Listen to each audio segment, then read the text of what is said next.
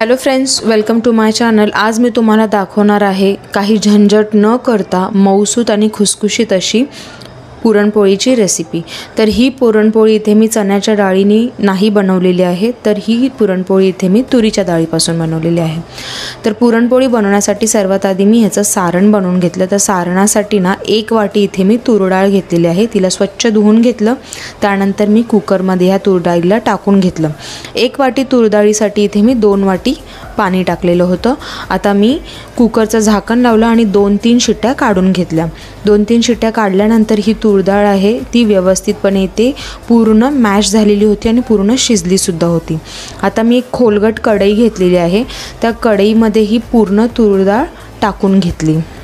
आता मी गॅसची flame slow ठेवली आणि तसेच मी नॉनस्टिकची कढई इथे वापरलेली आहे। शक्य होईल तेवढी मोठी कढई इथे वापरायची आहे आणि व्यवस्थितपणे 5 ते 6 मिनिटे स्लो फ्लेमवरती सतत ढवळत या पुरणाच्या मिश्रणाला मिक्स करत राहायचे आहे। आता हे व्यवस्थित मिश्रण मिक्स झालं की ह्यामध्ये मी 4 ते 5 मोठे चमचे साखर टाकून घेतलेली आहे। जर का मेजरिंग कपच्या अनुसार जायचं असेल तर अर्धा वाटी ते मी साखर वापरलेली आहे। जर का तुम्हाला साखर नसेल वापरायची तर तुम्ही गूळ वापरू शकता किंवा साखर आणि गूळ दोन्ही मिक्स करून सुद्धा वापरू शकता। आता साखर जेव्हा या पुरणामध्ये मिक्स झाली तेव्हा हे जे पुरण आहे ते लिक्विड फॉर्ममध्ये झालं। ह्याला मी सतत ढवळत सुद्धा होती।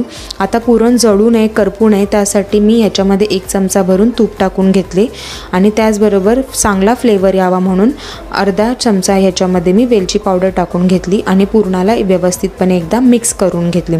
आता हे पुरण जे आहे ते पूर्णपणे लिक्विड फॉर्ममध्ये होतं, तर ह्याला कंटिन्युअस मला फिरवत राहायचं होतं।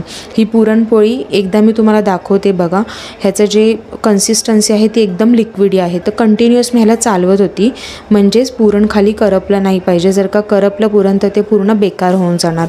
आता मी ह्याला सतत ढवळत ह्याच्यामध्ये बघू शकता थिकनेस येत होतं। तर हे पुरण तयार व्हायला मला कमीत कमी 25 मिनिटे लागले होते। आता सतत ढवळत हे एक घट्टसर डो इथे तयार झालेला आहे। तर माझं पुरण इथे व्यवस्थितपणे रेडी झालं। जेव्हा माझा स्पॅच्युला मी एकदा अडकवून बघितला तर स्पॅच्युला तिकडे स्टिक होऊन राहिलं, म्हणजेच पुरण रेडी झालं। तर मी एका बाउलमध्ये हे पुरण सर्व काढून घेतलेलं आहे। तर ही पुरणपोळी तुम्हाला लक्षातच आले असेल मी गुजराती स्टाईलमध्ये तयार करत आहे। पुरण एका बाउलमध्ये काढून घेतल्यानंतर जेव्हा पुरण थंड झालं तर मी थोडासा पुरणाचा पोर्शन घेतला आणि त्याचा गोळा करून बघितला, तर व्यवस्थितपणे पुरण इथे तयार झालेलं होतं। तरीसुद्धा मी या पुरणाला 10 ते 15 मिनटासाठी फ्रीजमध्ये ठेवलं होतं। तर नक्कीच ह्याला फ्रीजमध्ये थोडा 10 ते 15 मिनटासाठी तरी ठेवा। गुजराती लोक पुरणपोळी ही गव्हाच्या पिठाने बनवतात, ती लोक इथे मैद्याचा वापर करत नाही। तर मी इथे एका प्लेटमध्ये 1 वाटी गव्हाचं पीठ घेतलेलं आहे, त्याच्यामध्ये थोडंसं मी इथे मीठ टाकून घेतलं आणि अर्धा छोटा चमचा हळद टाकून घेतली। हळद इथे ऑप्शनल आहे, ती लोक हळद वापरत नाही, पण मी इथे हळदीचा वापर केलेला आहे। थोडं पाणी टाकून मी जसं आपण चपातीचं पीठ मळतो ना तसंच पीठ मळून घेतलं।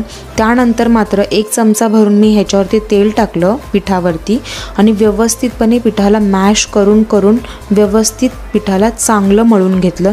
जेवढं पीठ चांगलं मळणार तेवढंच आपल्या ज्या पुरणपोळ्या आहेत त्या मस्त टम्म फुगणाऱ्या बनतील। आता ही पीठ चांगलं मळून झाल्यानंतर या पिठाला मी 5 मिनिटे असेच ठेवले। आता 5 मिनिटानंतर या पिठामधला मी थोडासा पोर्शन घेतला। जसं फुलक्यासाठी जेवढं पीठ लागतं ना तेवढंच इथे पीठ घ्यायचं आहे।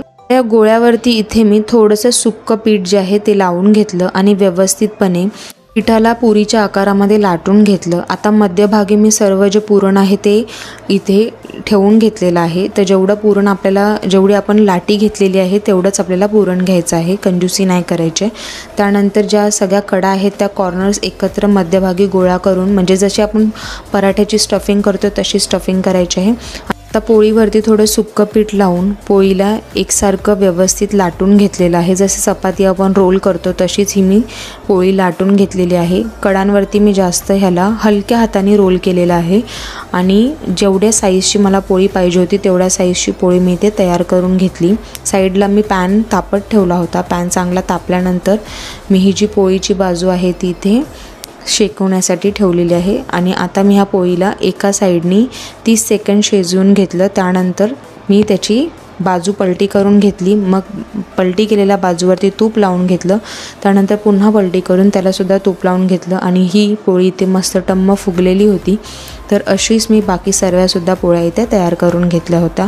जास्त झंझट न करता एकदम फटाफट अशा ह्या तुरीच्या डाळीपासून तयार केलेल्या पुरणपोळ्या घरात नक्की ट्राय करून बघा। आणि जर का तुम्हाला माझी रेसिपी आवडली तर चॅनलला लाईक, शेअर आणि सबस्क्राईब करायला विसरू नका। थँक्यू।